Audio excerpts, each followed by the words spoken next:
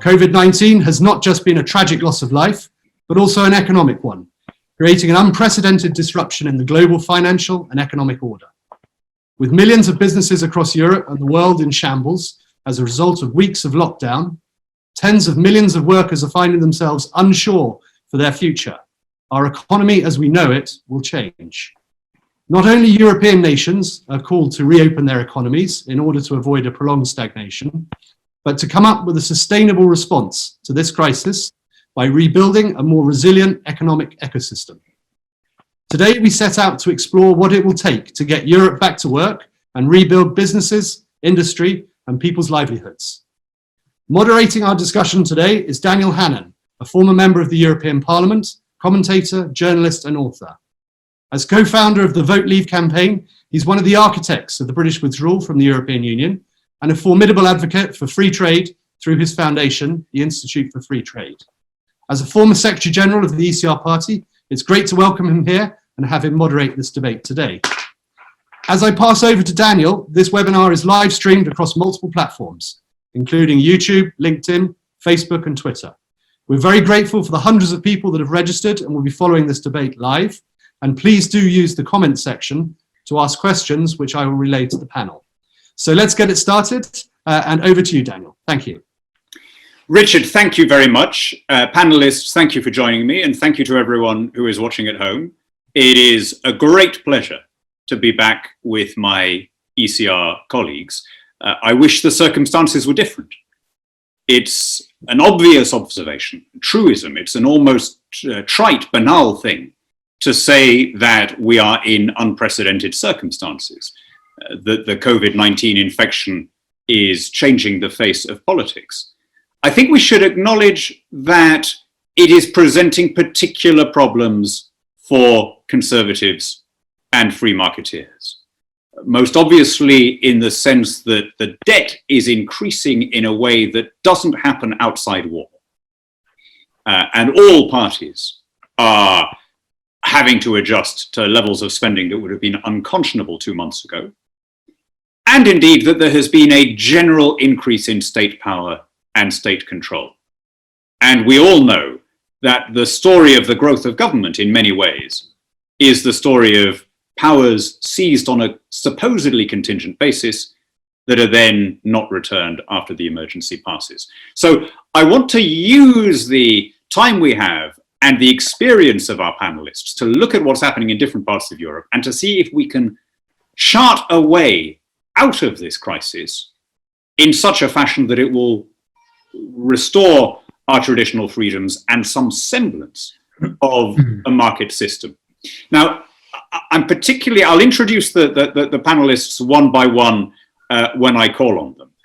But we have panelists from Poland, from the Netherlands, from Spain, and from Sweden. And I think it's particularly interesting to have Spain and Sweden in that list, because Spain and Sweden, if you like, stand as two polar opposites of how interventionist a European government should be. Spain has introduced, by international standards, a quite harsh crackdown. It's prohibited people from leaving their houses without permission, whereas Sweden has been, by European standards, markedly laissez-faire. It has allowed schools, restaurants, bars, parks, shops to remain open. I think the only country in Europe taking a more relaxed approach than Sweden is Belarus, but I think we should leave Belarus aside because we're not going to be able to trust its figures for some time. So I wonder if I could begin by coming to our Swedish and then our Spanish colleagues. We have in both of those countries, unusually at the moment, socialist governments. At a time when the left is in retreat in most of Europe, Spain and Sweden are two of the outliers where there is still a socialist government, but they've taken very, very different approaches. And it will be fascinating to hear from conservative opposition figures in those countries how those different approaches are working out. Let me begin with Charlie Weimers. Charlie is a member of the European Parliament in the ECR group, elected in 2019, representing the Sweden Democrats. Charlie was previously chairman of the Young Sweden Democrats, but before that, his career was largely as a Christian Democrat in Sweden before the big expansion of the Sweden Democrats Party. Charlie is a friend as well as a colleague. He has sat on the very sofa where I'm sitting now in rural Hampshire, and it is a great pleasure to see him. So Charlie, why don't you begin by talking us through why has Sweden taken such a markedly different approach, and how is it working out? Well, thank you for that very kind introduction, Daniel, and I appreciate seeing you today, as well as the rest of the panel, of course. I'm sitting in Sweden. I'm free to go over the street to the restaurant if I wanted to, have a meal, and do other things considered quite exotic nowadays. I would say that it's quite a peculiar situation to read, The Guardian and other left-wing newspapers, progressive left in the U.S. Considering Sweden a sort of no lockdown disaster, because our deaths per million are mediocre. It's worse than our Nordic sisters. It's better than most of our continental European cousins. Why? One could ask oneself. Well, Swedes are social distancing, washing hands. Bars and restaurants remain open, but they are empty. It also helps that Sweden has 17 approximately % of its population living alone. But the big problem, and what we Sweden Democrats are fearing, is that our emergency capacity is not enough if the situation worsens. 7.3 million masks were burned in the year 2000 in the spirit of Francis Fukuyama and the end of history. We went from over 4,000 ICUs in 1993 to a little more than 500 today. So Sweden is really not prepared if this crisis take a turn for the worse, I'd say. Thank you very much. That's very interesting. Now, I'm going to come straight away to Ivan, because Ivan, you also have a socialist government. You will also be critical of it, but they've taken a markedly different approach, repeatedly tightening the screw. So let me introduce now Ivan Espinosa de los Monteros. Ivan is a national deputy for the Madrid region. He was one of the founders of Vox, the insurgent national conservative party in Spain, which did so well at the last election, and he is a spokesman for that party. Ivan, talk us through what life is like now in Madrid and what's going on in Spain. Well, thank you, Daniel. Life is not good in Spain right now. There's no question about that. I think Spain has been experiencing the perfect storm. Everything that could go wrong did go wrong, and all under the worst possible government. Now, Dad, you're saying we have a socialist government like in Sweden. I'm not entirely familiar with the Swedish government, but I can tell you for sure ours is worse. And not because it's socialist, but because it's really half communist. There is for the first time in history, a coalition between socialists and communists. And the worst part of it is the communists have the upper hand. They are more influential, they're more radical, and they're highly guided by ideology. And they have obviously no experience whatsoever in managing anything. And so they come from this world of abstract ideas with very little experience. And so, as I say, they've come into the government at the worst possible time. Now, ideology has had a lot to do with what has happened in Spain, right? Timing is everything. And in a pandemia, which grows at an exponential rate, the outcome is severely influenced by how things begin, right? If they begin at a certain pace or a certain rate, this heavily influences the outcome. Now, the worst part of what has happened in Spain is it all started on or around March 8th. March 8th is International Women's Day, which in most countries is celebrated as a nice thing. In Spain, it's a radical, leftist, radical feminism thing that had to go through no matter what. So we had, even though we're now learning, the government had indications that the pandemic was already spreading at a certain rate by allowing those huge demonstrations on the street on March 8th, on that weekend. plus a number of other events that were quite unsensible. We still had soccer matches going on. We had European matches going on with Italian teams, and we fully knew that Italy was in a hard time at the moment. Instead of suspending them or playing them closed doors, we sent our teams to Italy. We had Italian teams come to Spain. Everything happened at the worst possible time. It was during that weekend and during that week. So things started out really harshly. We do have a very strong healthcare system, but again, our administrative system is not very efficient because we have all these different layers of government competing to see who's in control of what. So like I say, it is a perfect storm. Everything that could go wrong did go wrong. A lot of it has to do with the government we have. A lot of it doesn't. I have to be clear. But a lot of it has to do with how this government has handled this. Now, you're saying that we had a harsh crackdown, which is true, but it was a late crackdown. Again, if ideology had not been a factor, we would have started probably, we now know, probably a couple of weeks earlier, at least 10 days earlier.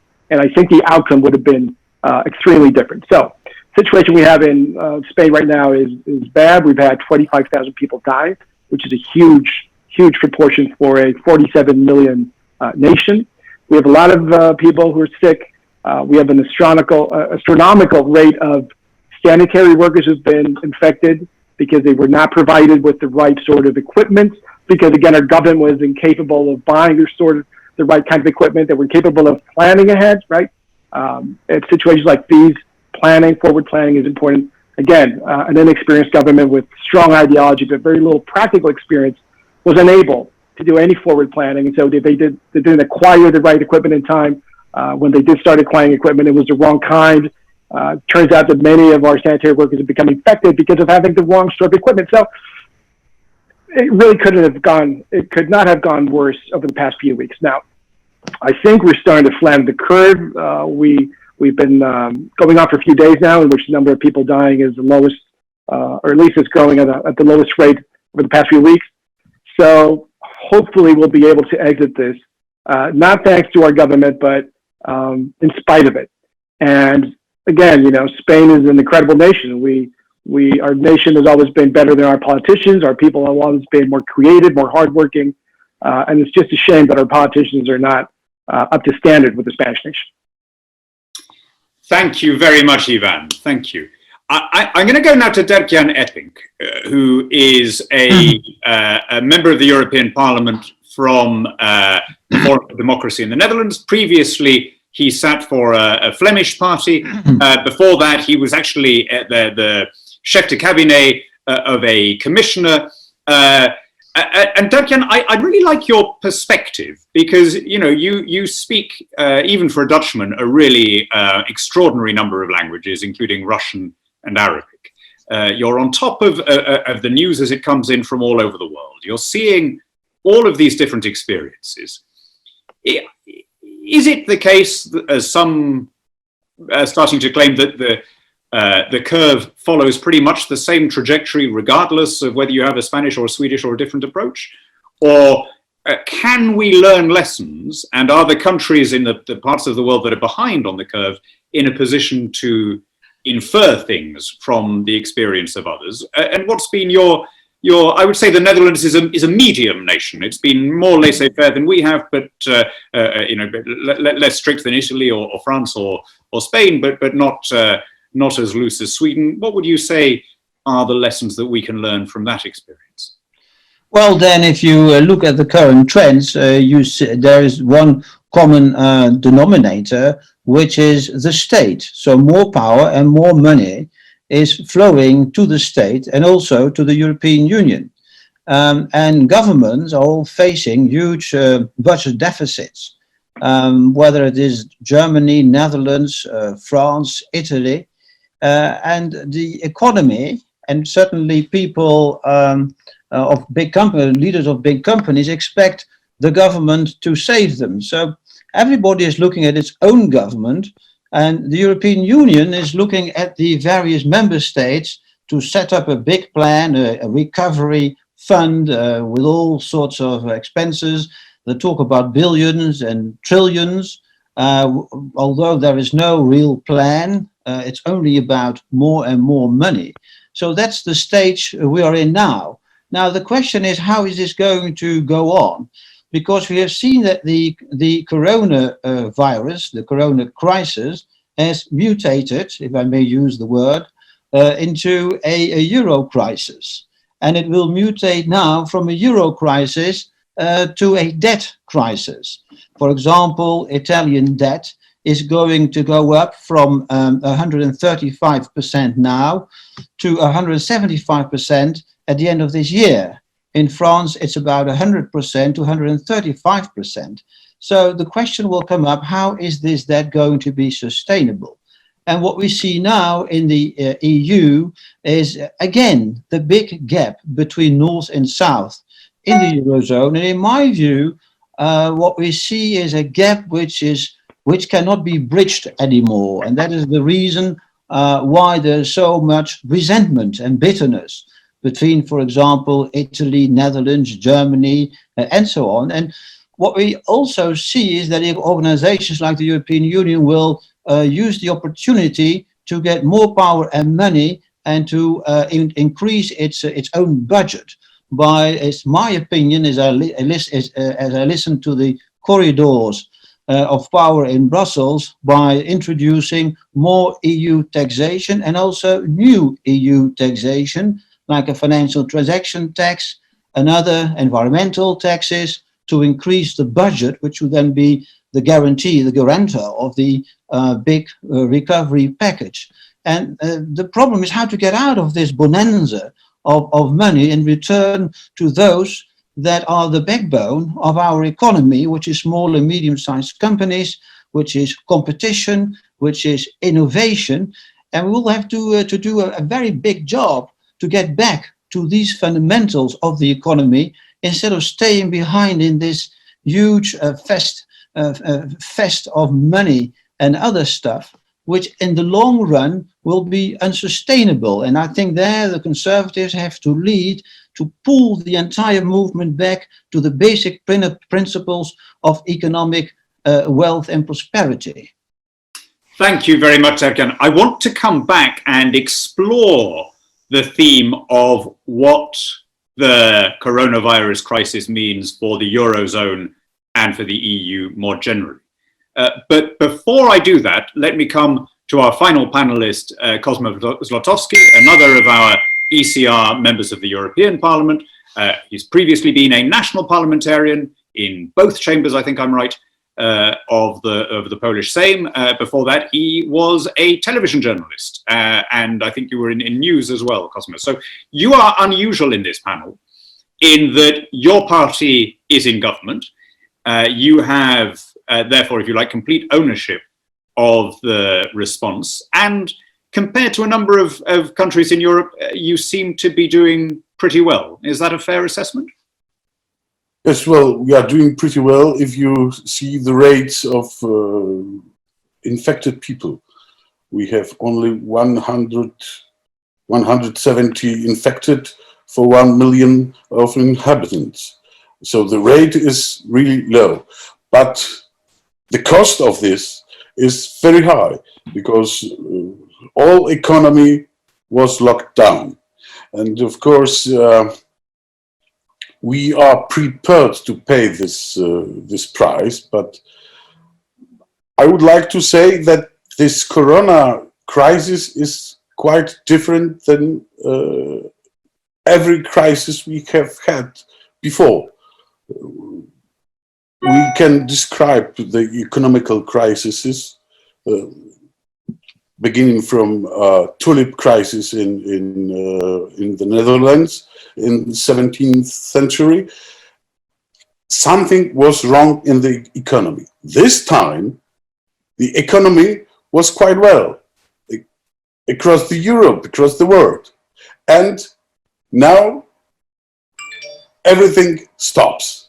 And this is the difference. And how to lock it out? This is the main question, and we must answer it.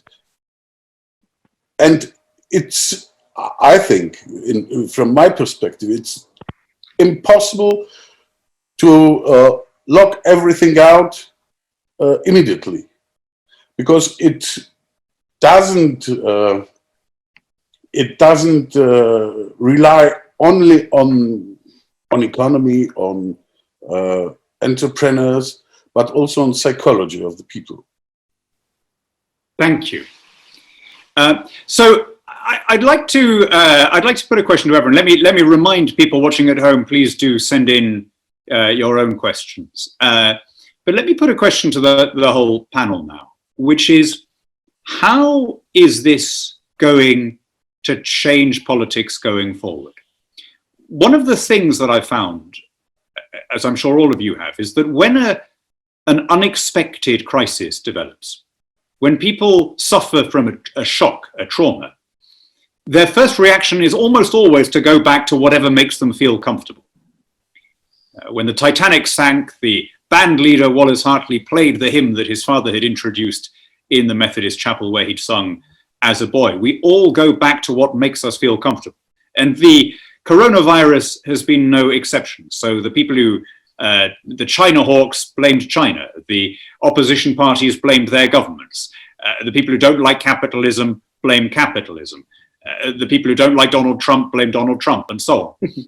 Eurosceptics say, look, it shows that the EU is pointless. It immediately devolves back into different competing national chauvinisms. It imposes export bans and so on. Europhiles say, no, it just shows that we need more coordinated action. I'm going to ask you all to do your best to clear your minds of your own preconceptions, to avoid the temptation to say, this just proves whatever it was I happened to be saying 5 minutes before it began. And to ask the question, what will you, as practicing politicians, have to do differently as we come out on the other side, whenever that day comes? Dirk-Jan, why don't I start with you on this one? Yes, well, I've been thinking about that question quite a bit over the past weeks. In my view, what it shows is that the nation state is at the heart of the citizens. What citizens in all countries are doing is looking at their governments. They're not looking at the United Nations or not even at the European Union, which discovered the corona crisis far too late and didn't do anything, and then try to catch up at it is trying now with big money. The nation state is the framework for the citizen and expects from the government to lead, to make sure that measures are going to be taken, that they are safe, that there is leadership from this nation state. In countries where prime ministers and presidents do, they are well reflected initially in the opinion polls. I don't know whether that will last, but it is also the identification, rallying around the flag with the president or with the Bundeschancellor or whoever, that may dissipate later on. But it shows that people, when they are shocked and there is fear and there is a trend towards panic, as you could see in the shops, they look at their government, they look at their politicians, and they say, what are you going to do for us? We want to get out of this situation.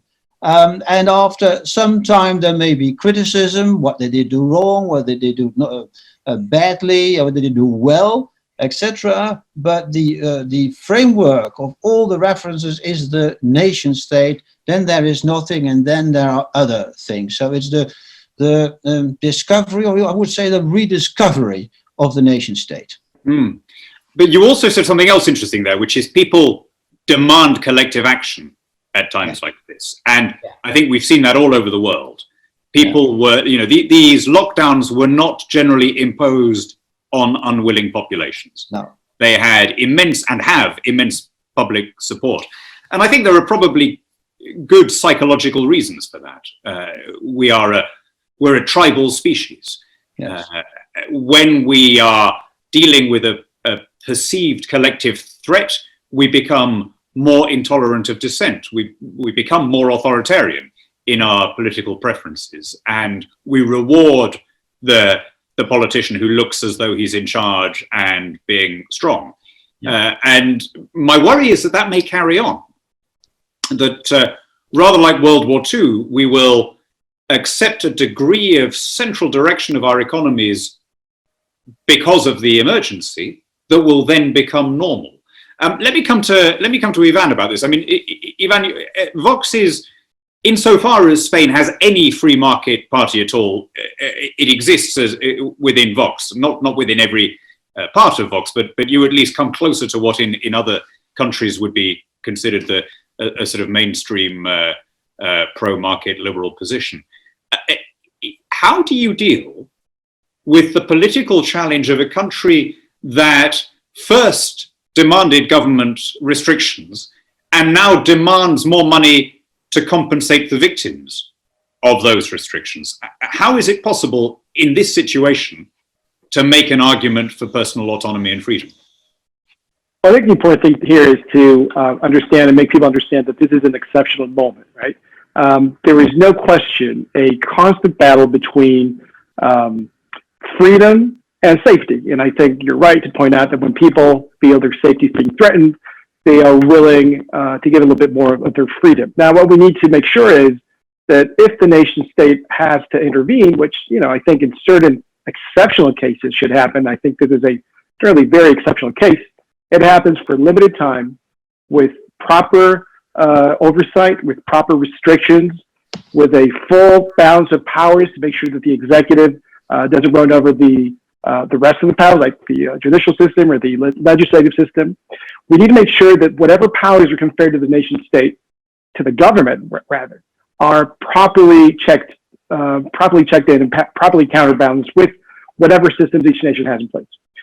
We have to make sure that people understand that whatever concessions we make now should not be permanent. We need to make sure that they understand that whatever public spending takes place now is eventually going to be paid for the taxpayers. The taxpayers are going to be supporting the government, whether it's today with their present taxes or tomorrow by raising debt today, which you will have to pay tomorrow. Now, it's fine to go into higher debt in situations like these.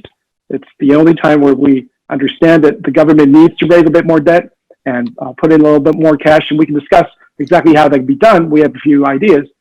But what needs to happen is we need to make sure that this is exceptional, that this is for a very limited amount of time. Now, that's very hard because once you give government certain powers, they never give them back. Once you put in place certain taxes, it's very hard to come back. Let me give you an example. The Spanish-American War in 1898 put forward the income tax in the United States. Now, the income tax was thought and designed to finance the Spanish-American War. Well, it's been 120 years since that war finished. The income tax never went away. So once you put in place certain systems, it's really hard to take them away.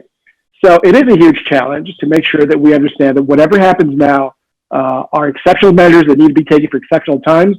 And once we crawl out of these times and once we get back to whatever the new normal is and the nation states are able to grow again and their companies are able to grow again, that those exceptional powers are taken away, those exceptional measures of going for higher degree of debt stop, and that we give back freedom and responsibility to individuals, corporations who are the ones who actually generate whatever money is being made in each country, and not give everything back to the government.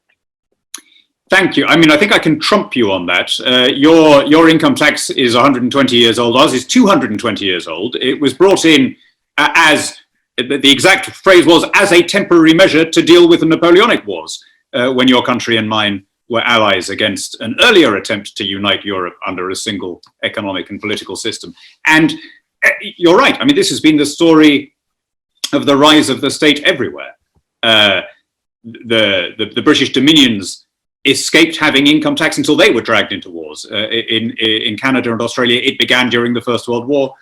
If I think even of the bounce back from World War II, we, just as now, accepted a series of massive intrusions of state power into the economy, into private life, and everyone understood that it was necessary for the mobilization. But getting rid of it was a different story. We had food rationing until 1954. We had identity cards until 1952. We had military conscription until 1960. And when it comes to the economic centralization, really that lasted until the Thatcher reforms in the 80s. And frankly, with the education and healthcare models, we still have them today. All of these were things brought in supposedly for the contingency of defeating Nazism, and it took decades. In many cases, in one or two cases, we haven't got rid of them even now. So this is a real challenge. What was it that Milton Friedman used to say? Nothing is so permanent as a temporary government program. Let me put the question to, since your party is in government, Cosmo, let me put the question to you. How are you going to ensure a speedy return to normality after this? Will there be a chunk, because I'm guessing that in Poland, as in every other country, there's a chunk of people who actually don't really mind being told what to do by the government. They quite like the sense of order and direction and someone being in charge and making the tough decisions. How are you going to be able to convince that chunk of the Polish electorate that we need to go back to taking responsibility, we need to get rid of subsidies, we need to get rid of the state direction and so on? Oh, I think it will be not very, very difficult. People want to go back to normal life and to normal work, and also to normal risks of the working of doing business. So I think it will be quite easy. But you know, there were some debates in the European Parliament held already after the crisis, and what we can see after each crisis in the European Union, we can hear from the left side especially, but from the center also, more Europe. We need more Europe. And we had a good politics with the Green Deal, and we now we now have an occasion to make the Green Deal more green. And I think this is very, very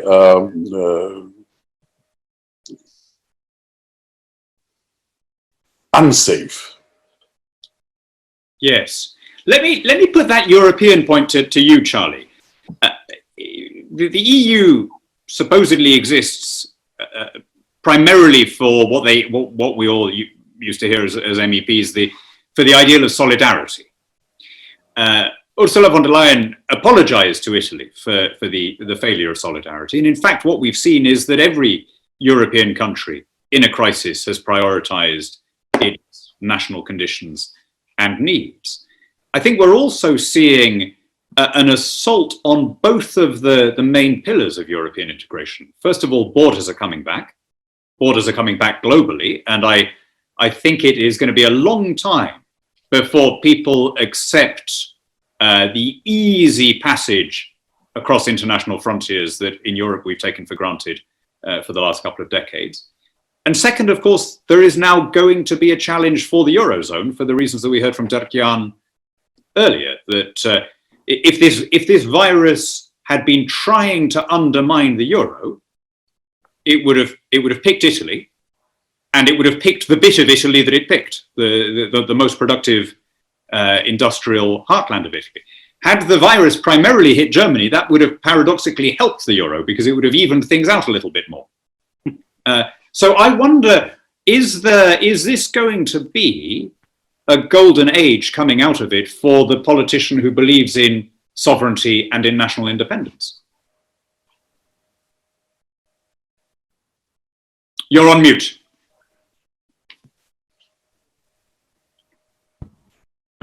Charlie.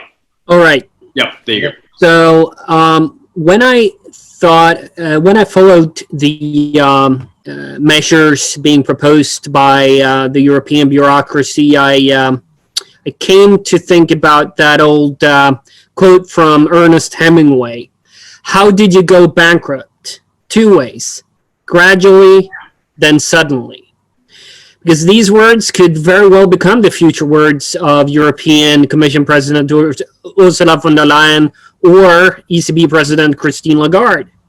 Why? Well, the European Central Bank President Lagarde has now had her own whatever it takes moment. The ECB will print over 1.1 trillion euro this year, expanding its balance sheet as it adds government debt and corporate bonds.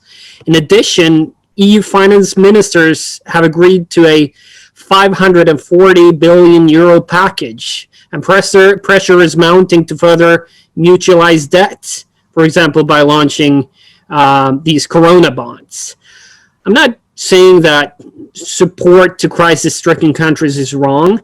The private sector did not create this crisis. They should not be liable, or they should rather be supported in their hour of need. But to further institutionalize transfers from north to south and west to east, I think will only sow the seeds for future division.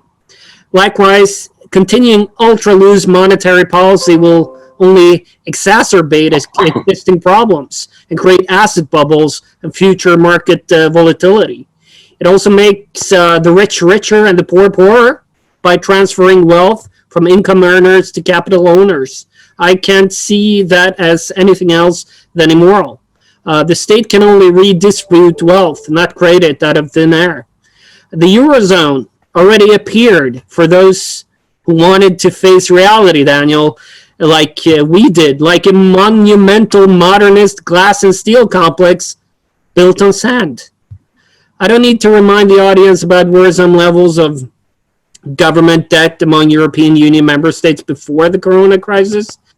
But as we develop policies to get our societies and economies back on their feet, we must not steal our children's and grandchildren's future by internalizing the deficits don't matter mentality. What we as conservatives should do instead, I think, is to focus on loans, not grants.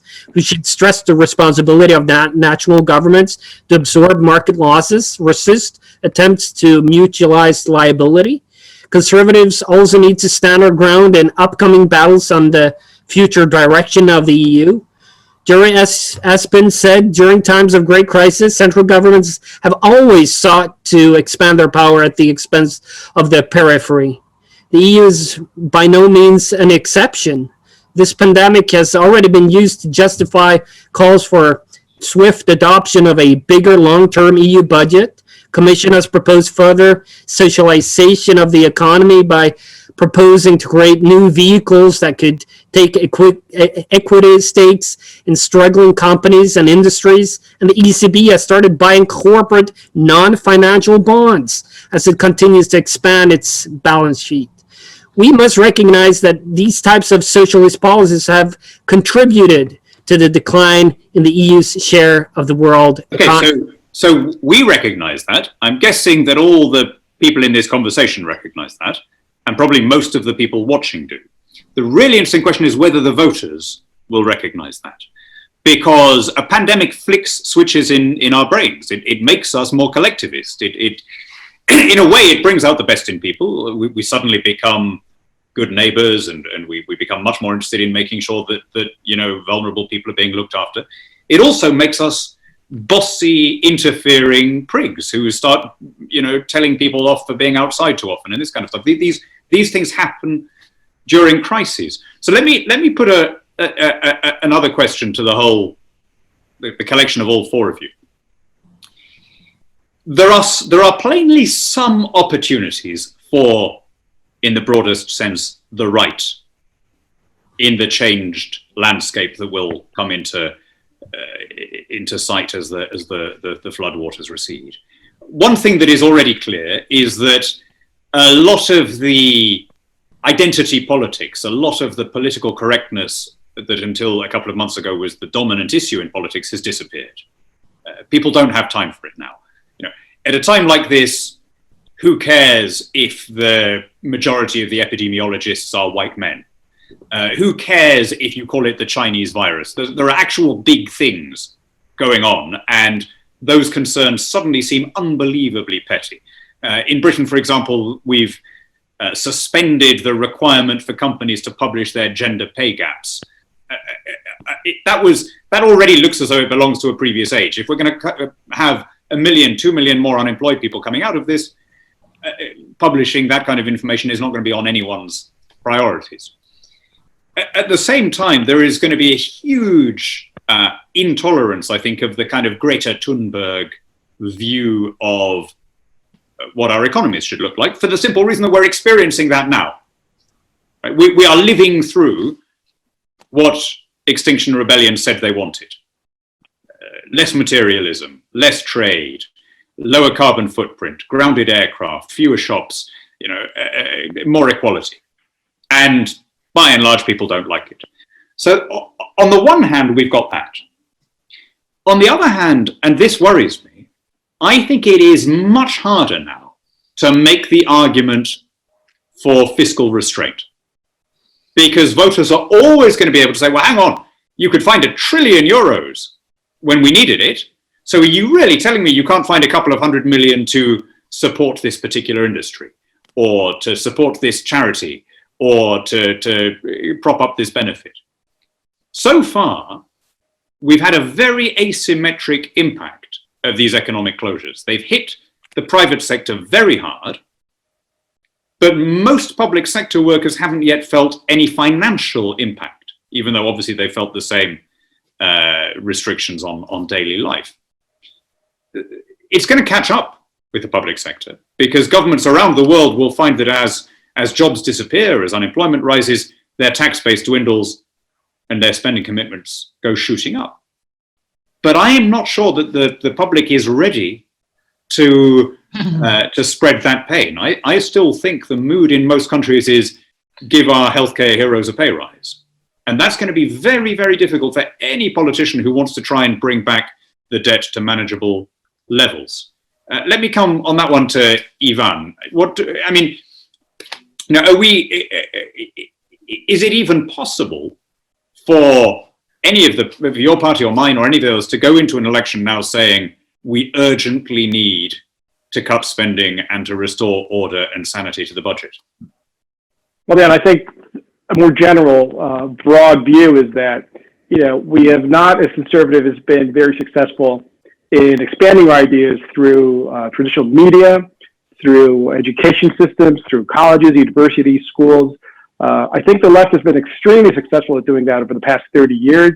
I think we probably should have been making greater effort, and then we would have a society that would understand better whatever we need to bring to the table today. So if our ideas were hard to transmit and communicate a few months ago, they're going to be even harder now. There's no question about that. And it's partially our fault. It's partially our fault as conservatives around the world, at least around the Western world, that we have not been able to make the point of how important these ideas have been to the success of the West, the success of Western democracies in becoming the richest, most advanced part of the world in history. Now, back to the point where you made earlier, people are afraid, and I understand, we all understand why they're afraid. So yeah, it's going to be much harder to put forward these ideas. But it's extremely important. I go back to some of the stuff that Charlie was saying. It's extremely important that whatever happens now takes place under certain restrictions, under certain circumstances.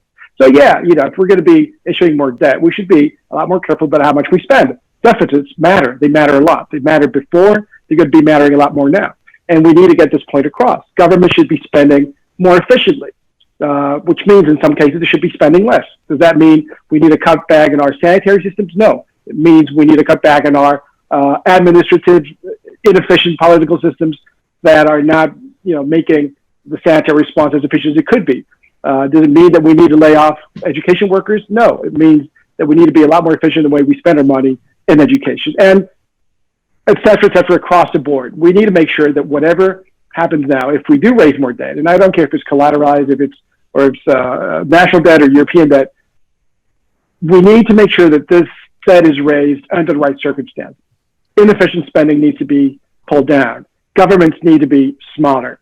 More freedom needs to be granted so that the private sector generates more wealth and so can pay taxes and so can pay back whatever debt is raised now and whatever debt was raised before. Now, these are not easy ideas to push forward, but you're right that, on the other hand, we're experiencing something very close to communism around the world right now by not being able to freely walk around or have our companies working. You're right. The Greta Thunberg worldview is what we have now, and nobody likes it. So we should be able to capitalize on that. We should be making a stronger effort going through academia, through the media, and start to give that cultural battle, which will bear its fruits probably in the medium term. But if we don't start now, it'll be too late anyway. Dirk, let me put a similar question to you. I mean, one of the things we get in Britain a lot from the far left is they say, this crisis vindicates Jeremy Corbett because all of you Conservatives said that we couldn't afford to spend the kind of money that he was proposing, and yet you are now spending far more than we ever suggested in our wildest dreams. So don't ever tell us that you couldn't find the money when we now need it for something else. Now, of course, my answer to that is, yeah, guys, you're right. We are spending that sum of money, and 1 million more people are out of work, and we face the worst economic crisis ever, right? So it is not vindication. But I kind of sense that I'm losing that argument in terms of public opinion. Do you think it's an argument we can win?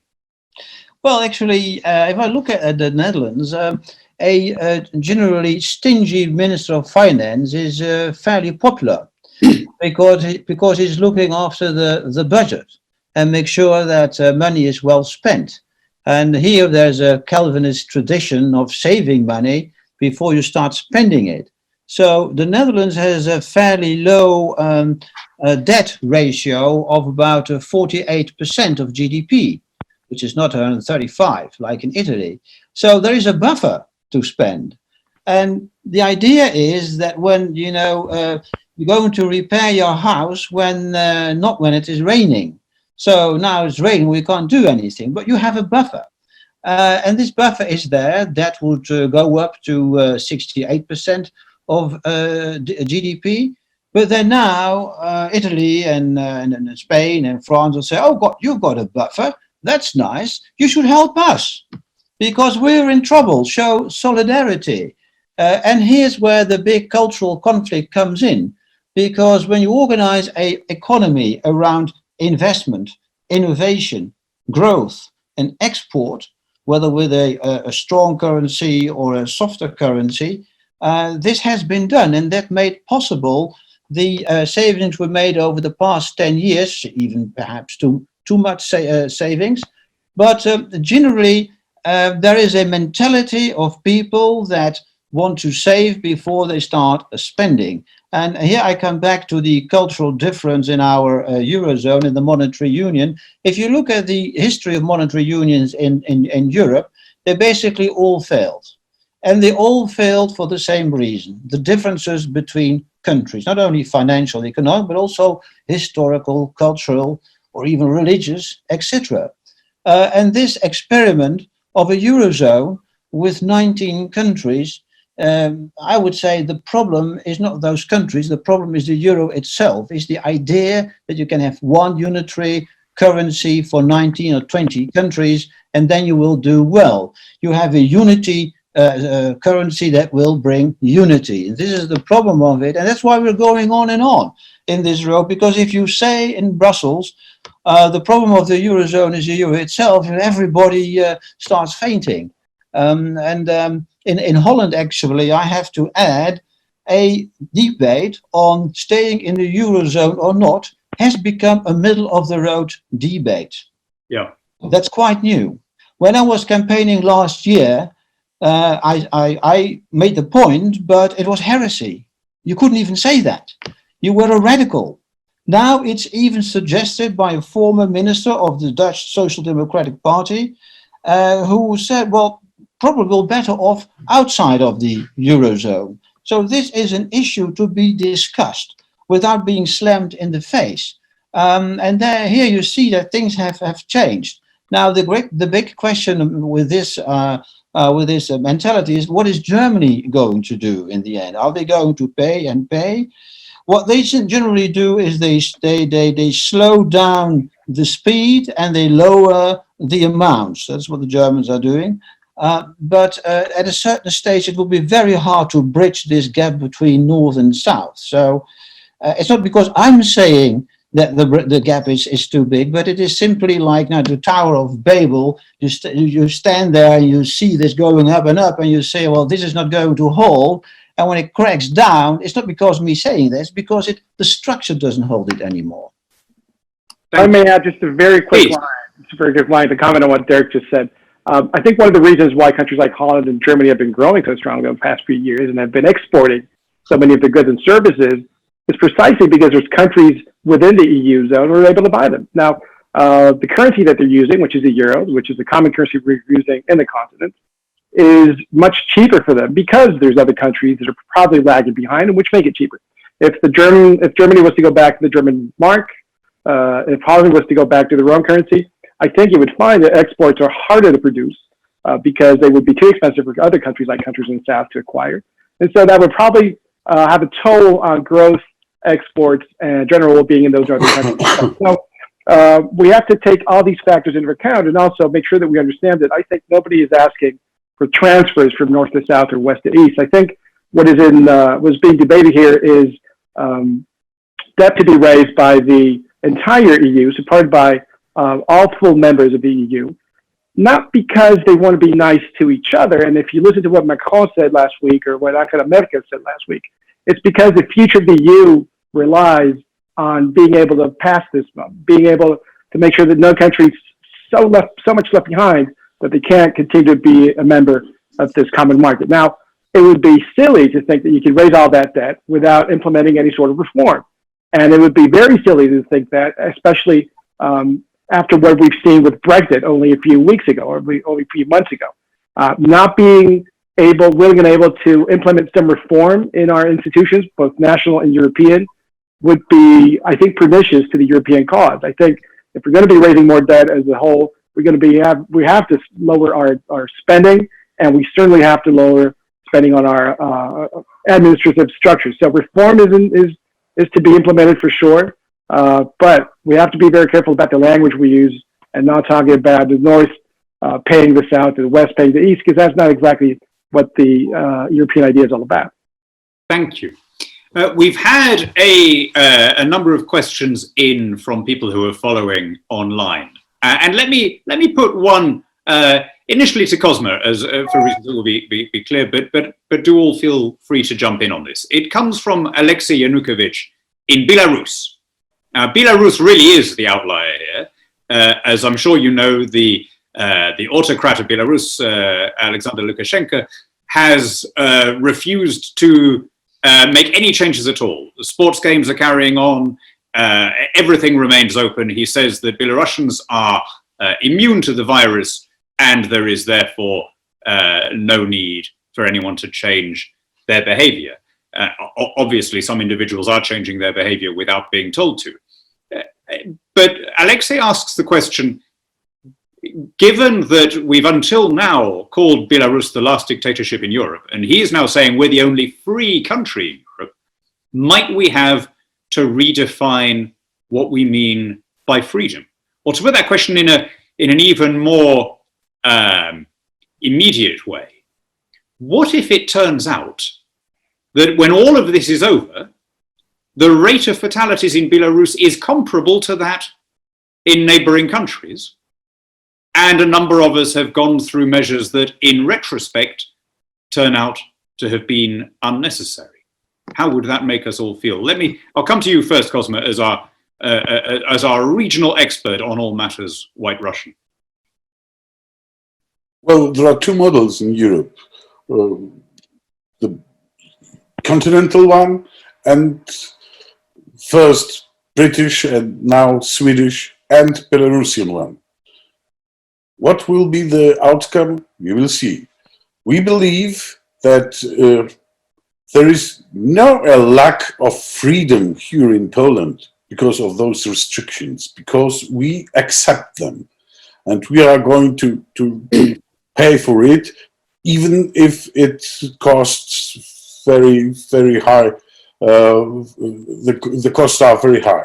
But, well, I'd like to be optimistic. And what can we see? Or better, what cannot we see? Mrs. Greta Thunberg has disappeared. She vanishes. And this is very optimistic, because if there is less political correctness, so there is more common sense. And if there is more common sense, this is a time for conservatives. Okay. Let me put one more question that has come up from the online discussion, and this is about trade. ECR is a pro-free trade party, pro-market, pro-enterprise. I sense that the mood again is shifting against us for no very rational reason, but for obvious psychological reasons. Crises like this make people more protectionist. And I think in every country we've seen discussions about import substitution, export bans, more self-sufficiency in food. I don't think any of this is particularly rational. I mean, the one thing I see throughout this crisis is that actually world food markets have operated normally. And if they hadn't, we'd have experienced real hunger in some places, but we were able to carry on importing what we needed. But people are not being rational about this. They don't focus on the fact that in almost every country we have been able to import things that we need for pharmaceutical products, for protective gear in hospitals, for the manufacture of ventilators or whatever. It's a little bit like, I have a neighbor here in my little village in the south of England who keeps complaining about what she calls outsiders using the village shop.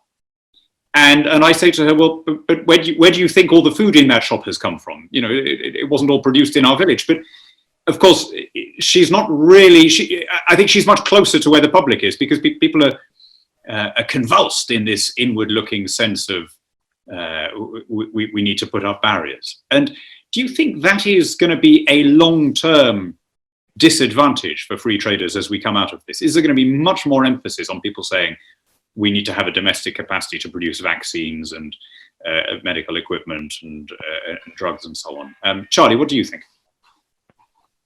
Well, I think that one of the parts in this discussion is sorely needed, and that is natural contingency.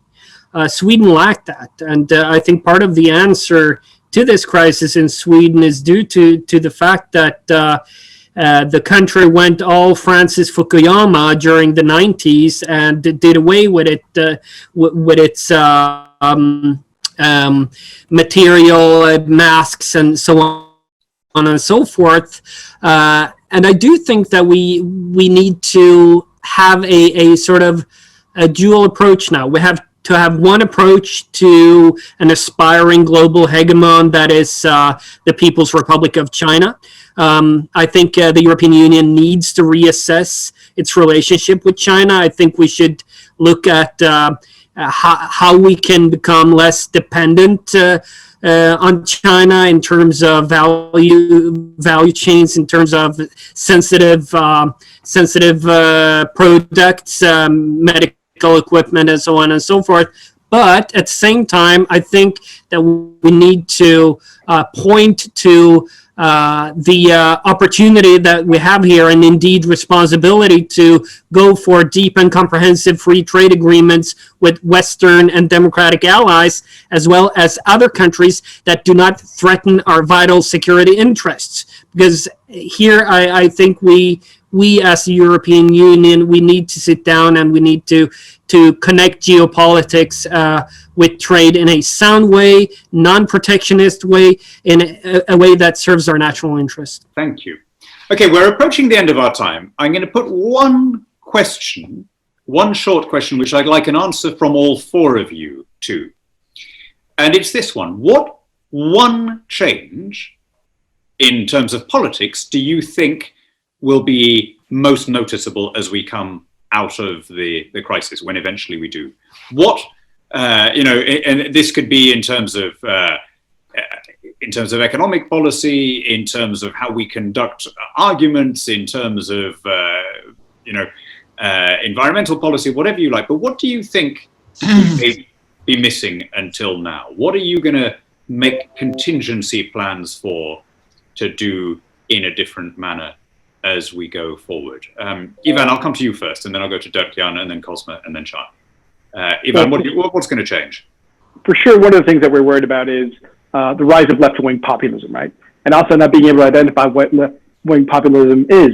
Again, the interview I saw at the Financial Times with Emmanuel Macron last week or 10 days ago made me really worried, because he was saying, look, if we don't implement certain measures in Europe, then there's a real risk of populism winning over in countries like Spain and even France. And I was thinking, how is he not aware that populism is actually in government in Spain? How is he not aware that we have a communist government in Spain at the moment? I think he was worried about us, which makes it all the more irrational and illogical. So the rise of left-wing populism and the tolerance of other politicians towards left-wing populism is what really worries us here in Spain. I think is what should worry us across Europe, because this foreshadows the rise of a greater state era, the rise of greater authoritarianism, and it's generally a step backwards in individual freedoms and national sovereignties.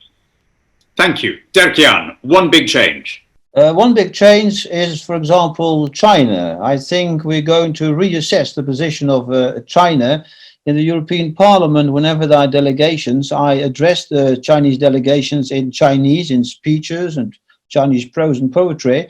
But that was very popular about 5 years ago, but now it's nearly over. And the discussion and the talk about China has completely changed. And China runs the risk of losing two important projects. One is the international infrastructure project, Belt and Road, and the other one is 5G. And so I think lots of things in China are at stake in this position, but it will be challenged by the United States, first of all, that really has a China strategy now, but also increasingly by the European Union. So this whole future of China, the cause of China, the weight of China in the world economy, that has been one of the outcomes of the corona crisis. Thank you. Yes, I think we can all agree to that. Cosma, as the floodwaters recede and this scarred and pitted new landscape comes into view, what's going to be different? Well, we must really remember that China is ruled by a communist regime. We have forgotten this because of Chinese economy, because of Chinese products. But the communists are the communists, and the communists are really very dangerous. They are very dangerous in the cultural sense of this word, and I think the return of communism here in Europe without support from the other side, from Russia, is very dangerous. And what we need is also debate, discussion with arguments.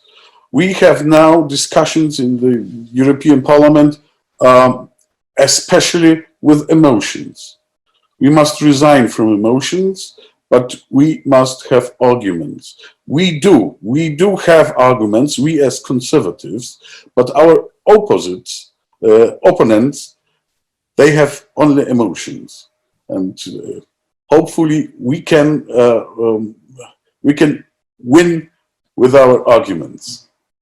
That would be novel. In my experience, the good story always beats the good fact, but let's hope. Charlie, I will give you the last word. Charlie. Oh. No? Can you hear me?